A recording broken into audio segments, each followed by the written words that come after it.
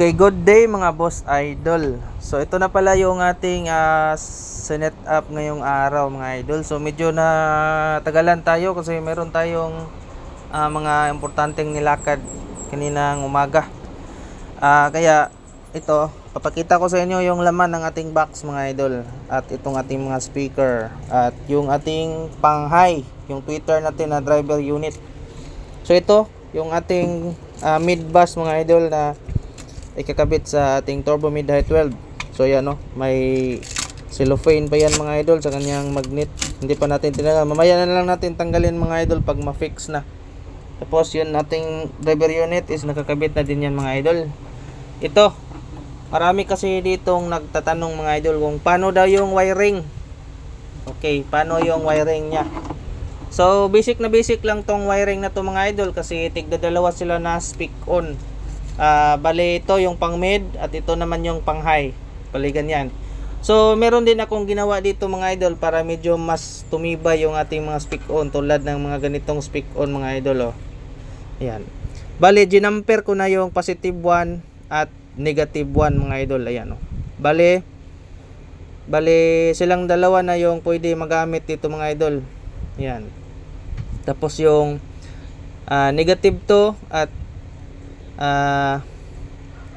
ito at negative 1 is ginamper ko din yan mga idol. Bali pinag-isa na natin yan lahat mga idol. Ayan, parang medyo malabo yung negative 1 at positive 1 is yung positive 1 at positive 2 is inisa na natin yan mga idol. Ayan medyo malabo.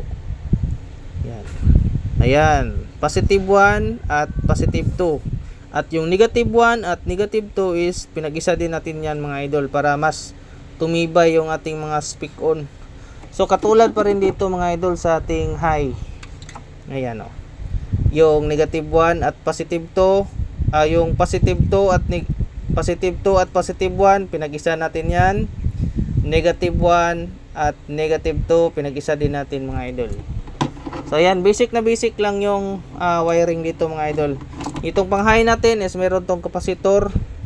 Yung value nito is 2.2 UF at 250 volts mga idol. Ayan Impacto yung brand kasi Impacto yung ginamit natin na driver unit. Bali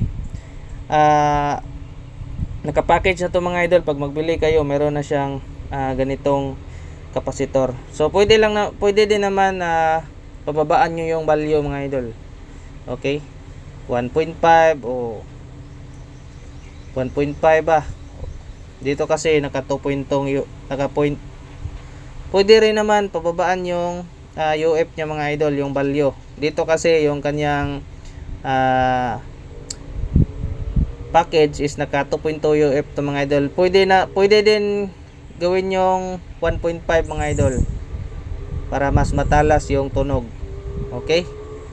At ito naman yung ating negative. Ayan, nakasolda din yan mga idol para hindi mag-lose contact doon sa kanyang terminal. So bali yan yung ating diskarte. Dito naman mga idol is nakarekta na to. Ayun positive to negative. Dito na yan sa ating yung ating speaker terminal. Okay? Same lang yan sila dito sa kabila mga idol.